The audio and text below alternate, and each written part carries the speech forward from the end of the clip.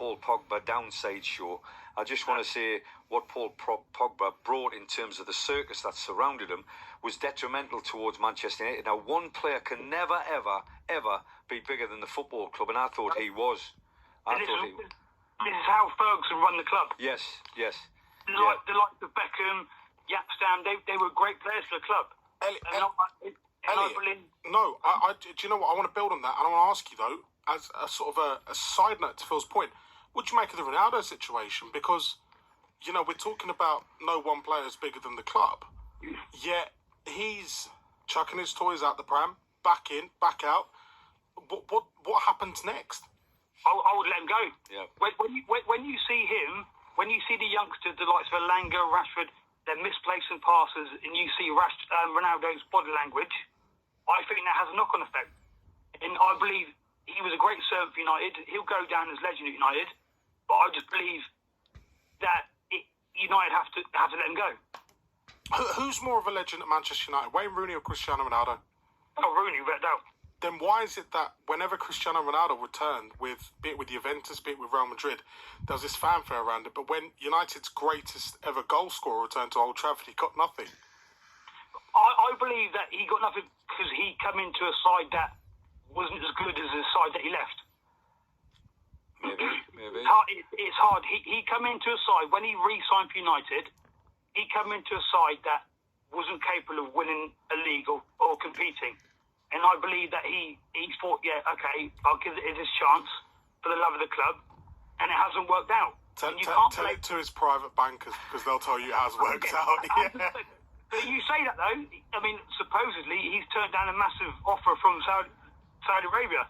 Okay, but then tell me about Frankie de Jong, because you're going to have another player there that doesn't want to be there if they sign him. He's freely and admittedly said, I'm not interested. So why are United coveting another player who doesn't want to play for them? And this is the problem. Like, this is how far United have fallen behind. You know, 5, 6... when Ferguson was in charge, you wouldn't have heard of this. You know, United signed the best players.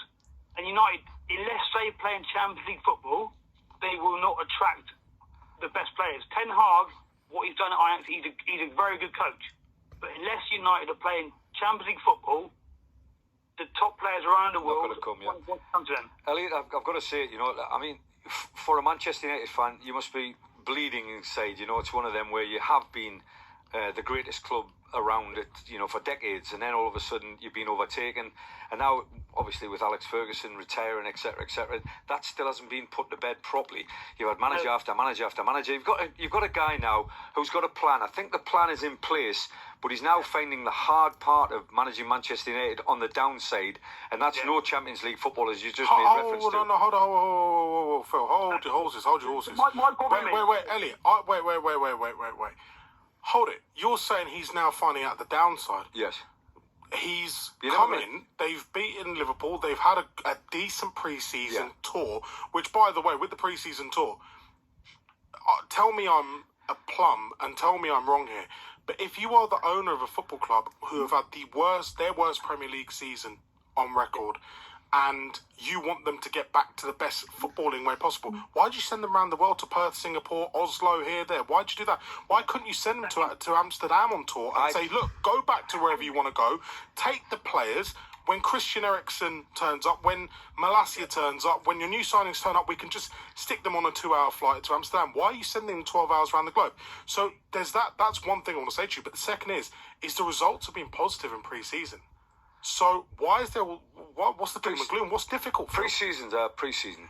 Period. You know, they've been planned for years, you know, by the guys that are pumping money into Manchester United. You know, they've been going to America or, you know, Australia, whatever, for years, and everybody wants Manchester. Everybody still wants that brand. They want him in India. You know, when I was across there, people were talking about Manchester United coming into India, and the whole place was... Yeah, but it's a circus. Okay, it's a circus. Now, all of a sudden, you've got the reality. Pre-season is a circus. You've got the reality of the season just about to kick in, and United have signed Eriksen, Malacia, and Martinez, and now they're trying to sign a fourth player who doesn't want to come. Now, United fans have got to get real now and think, well, we haven't got Champions League football. United fans don't need to get real. The owners need to get real. Okay, the owners, Manchester United fans, they're not top four now. Yeah. They're on the slide. They've got to arrest that slide. Noisy neighbours are flying and they're off. Absolutely. They've gone. But they've got a structure, haven't they? And down the M62, they're flying They've got and they're structure. off. They've got a structure. Yeah. But that's what Manchester United need now. And Christian Eriksen's not the answer. But what a good signing. What a good signing. However, they've got a number of number 10s. The number of number 10s that create in the final third. Christian Eriksen's one of them. Soiled goods to a certain extent, if you want to call the heart a problem. But it's certainly not a problem where the medical people are concerned, and it's certainly not a problem where United are concerned. Only Christian Eriksen can answer that question. But with Christian Eriksen, they're looking at Europe and thinking, right, we've got to play 60-odd games with Europa League this year. I mean, Elliott, come in on it if you want. You know, they've got to play 60-odd games. They need a bit of a squad. Last season, the squad took a battering at some points. But for every 2 steps forward, they're taking 3 back now. And now, with this Eriksen signing, they've got 3 back where Ronaldo's playing a game, and we don't know what's going on with Frankie de Jong. Yeah, 100%.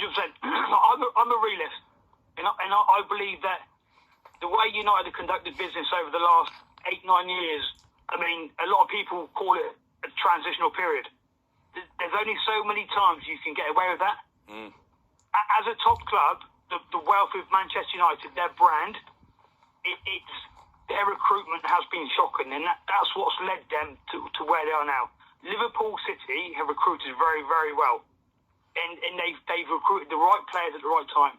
And I believe now when United are feeling that effect, and it's going to take them a good 5 or 6 years to get back onto that level if they do. I wouldn't disagree with that. Yeah. Elliott, great call. Thank you for getting in touch this evening. 08085 909 693. Get in touch.